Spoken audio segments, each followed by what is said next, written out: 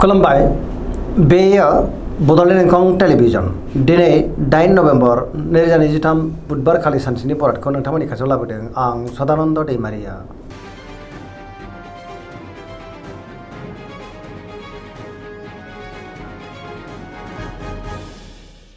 सिगां फरायनो लादों मेष राशि गिबि हांखो अ ल दिनैनि साना जोबोर मोजां बहाबा दावबायनो एबा हान्थिनो खाबु मोननो हागौ आरो मोजाङैनो हान्थिनोबो हागोन। सिगांनि बबेबा आद्रा खामानिया दिनै मावफुंजानो हागौ। गोसोखौ दिनै जोबोर गोजोननाय मोनगोन। देहाया मोजाङै थागोन। सोरबा लोगोजों बाख्नाय जानो हागौ। रांखावरियाव मोजां बेफार फालांगियाव दिनै जोबोर मोजां मुलाम्फा मोनगोन। धोनाबो गोबां धोन आरजिनोबो हागोन। आयाबो दिनै बांनो हागौ। न'खराव दिनै अननानै फैगोन। बिमा बिफानिफ्राय थोजासे अननाय आरफोरखौ मोननो हागौ। गुबुननि गोसोखौ गोरलैनो बोनोबो हागोन। समाजाव मान मोननो हागोन। सेंग्रा सिख्लाफ्रा दिनै जोबोर खुसि जागोन आरो गावबा गावनि गोसोनि साननायखौ फोरमायलायनोबो हागोन। पजिटिभ एनार्जिनि गोहोम गोग्लैगोन।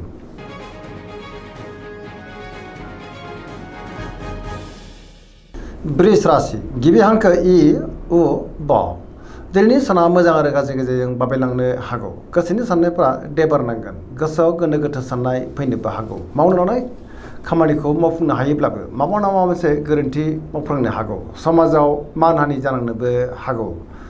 रांखावरियाव मोजां अब्लाबो नाथाय खरसाया बांगोन। बेफार फालांगियाव मोजां होनजायो। गोबां मुंदांखा सुबुंजों दिनै लोगो मोनज्लायनो हागौ। न'खराव बिसि फिसायनि गेजेराव एना एनिबो फैनो हागौ। देहाया बारा मोजां थानाय नङा। गोबां रोखोमनि देहायारि जेंनाजों मोगा मोगि जानांनोबो हागौ। सोरबा लोगोनिफ्राय हरखाबै गाज्रि खौरांबो मोननो हागौ आरो नेगेटिभ एनार्जिनि गोहोमबो गोग्लैनो हागौ।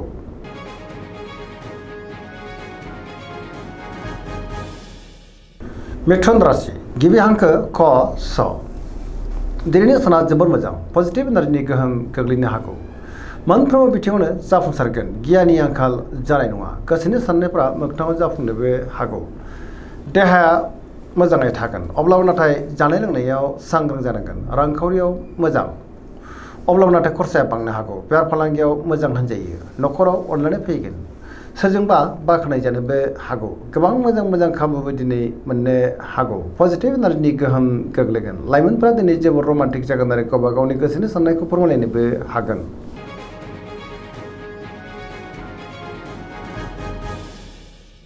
कर्कट राशि गिबि हांखो ड ह दिनैनि साना जोबोर मोजां। गोसोखौ दिनै जोबोर गोजोननाय मोनगोन। सोरजोंबा बाख्नाय जानो हागौ। गोसोनि साननायफ्रा मोगथाङाव जाफुंगोन। पजिटिभ साननो रोंगोन। गियाननि आंखाल जानाय नङा।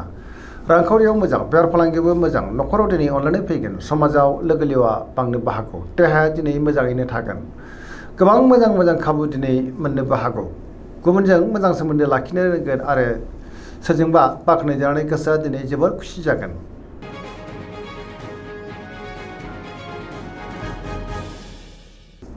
सिंह राशि गिबि हांखो म ट दिनैनि साना मोजां आरो गाज्रि गेजेरजों बाबेलांनो हागौ। गोसोनि साननायफ्रा देबार नांगोन। गुबुननि थाखाय दिनै नाङा फाङा जेंनायाव गोग्लैनांनोबो हागौ। माबा मोनसे गोरोन्थि मावफ्लांनोबो हागौ। बहाबा दावबायोब्ला दिनै लामा सामायाव सांग्रां जानांगोन। रांखावरियाव मोजां अब्लाबो नाथाय खरसाया बांनो हागौ। बेफार फालांगियाव मोजां होनजायो। देहाया दिनै बारा मोजां थानाय नङा। गोबां रोखोमनि देहायारि जेंनाजों मोगा मोगि जानांनोबो हागौ। जानाय लोंनायाव सांग्रां जानांगोन। गुबुननि थाखाय नाङा फाङा जेंनायाव गोग्लैनांनोबो हागौ। गोसोनि साननायफ्रा दिनै देबार नांगोन आरो नेगेटिभ एनार्जिनि गोहोमबो गोग्लैनो हागौ।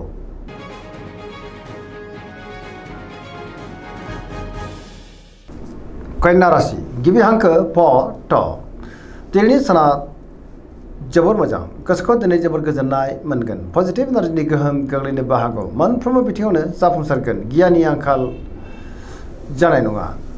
रांखावरियाव जोबोर मोजां बेफार फालांगियाव दिनै जोबोर मोजां मुलाम्फा मोननो हागोन। देहाया मोजाङै थागोन। गोबां मुंदांखा सुबुंजों दिनै लोगो मोनज्लायनोबो हागौ। न'खराव अनलायनाय फैगोन। गोबां खामानियाव दिनै मुखुबबो थागोन। सोरजोंबा बाख्नाय जानानै गोसोआ दिनै जोबोर खुसि जागोन। पजिटिभ एनार्जिनि गोहोम गोग्लैगोन।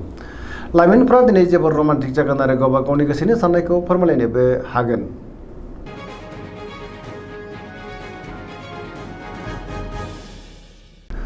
तुला राशि गिबि हांखो र ट दिनैनि साना मोजां आरो गाज्रि गेजेरजों बाबेलांनो हागौ।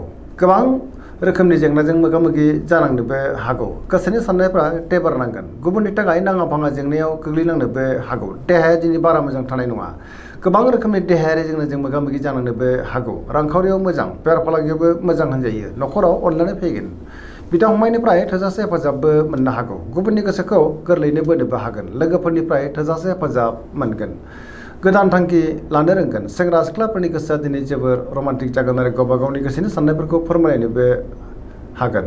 अब्लाबो नाथाय नेगेटिभ एनार्जिनि गोहोमबो गोग्लैनो हागौ। सांग्रां जानाया गाहाम।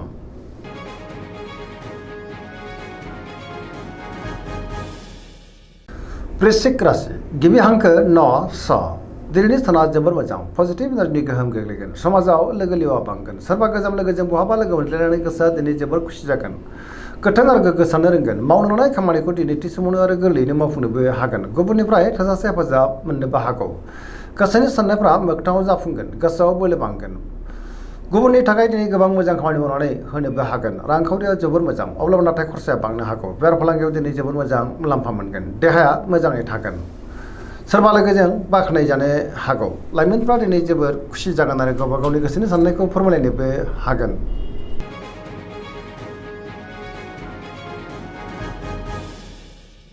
धनु राशि गिबि हांखो ध फ भ दिनैनि साना जोबोर मोजां। गोसोखौ दिनै जोबोर गोजोननाय मोनगोन। मावनो लानाय खामानिखौ थि समावनो आरो गोरलैयैनो मावफुंनोबो हागोन। सिगांनि बबेबा आद्रा खामानियाबो दिनै मावफुंजानो हागौ। गोसोनि साननायफ्रा मोगथाङाव जाफुंनोबो हागौ। रांखावरियाव जोबोर मोजां। बेफार फालांगियाव जोबोर मोजां होनजायो। समाजाव मान मोननो हागोन। बहाबा दावबायनो एबा हान्थिनो खाबु मोननो हागौ आरो मोजाङैनो हान्थिनोबो हागोन। देहाया मोजाङैनो थागोन। लाइमोनफ्रा दिनै जोबोर रमान्टिक जागोन आरो गावबा गावनि गोसोनि साननायफोरखौ फोरमायलायनोबो हागोन। पजिटिभ एनार्जिनि गोहोम गोग्लैगोन। धोरोमारि बिथिङावबो दिनै गोसो दुंखांनो हागौ।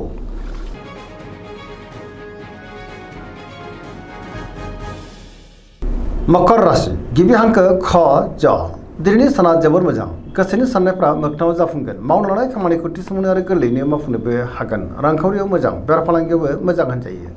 गोबां मोजां खाबुबो दिनै मोननो हागौ। गुबुननि थाखाय गोबां मोजां खामानि मावनानै होनोबो हागोन। रांखावरियाव मोजां। अब्लाबो नाथाय खरसाया बांनो हागौ। बेफार फालांगियाव मोजां होनजायो।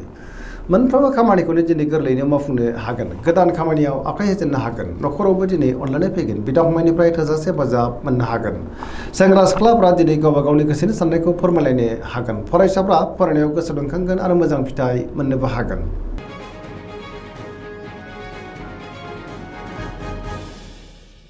कुम्भ राशि गिबि हांखो ग स दिनैनि साना जोबोर मोजां। गोसोखौ दिनै जोबोर गोजोननाय मोनगोन। मोनफ्रोमबो बिथिङावनो जाफुंसारगोन। गियाननि आंखाल जानाय नङा। गोबां मोजां खाबुबो दिनै फैनो हागौ। सोरजोंबा बाख्नाय जानोबो हागौ। बहानिफ्रायबा दिनै मोजां खौरां फैगोन। देहाया मोजाङै थागोन। अब्लाबो नाथाय जानाय लोंनायाव सांग्रां जानांगोन। न'खराव बिमा-बिफानि अननायफोरखौ मोननो हागौ। बहाबा थाङोब्ला दिनै जोबोर मोजां आरो मोजाङैनो हान्थिनो हागोन। पजिटिभ एनार्जिनि गोहोम गोग्लैगोन। धोरोमारि बिथिङावबो दिनै गोसो दुंखांनो हागौ।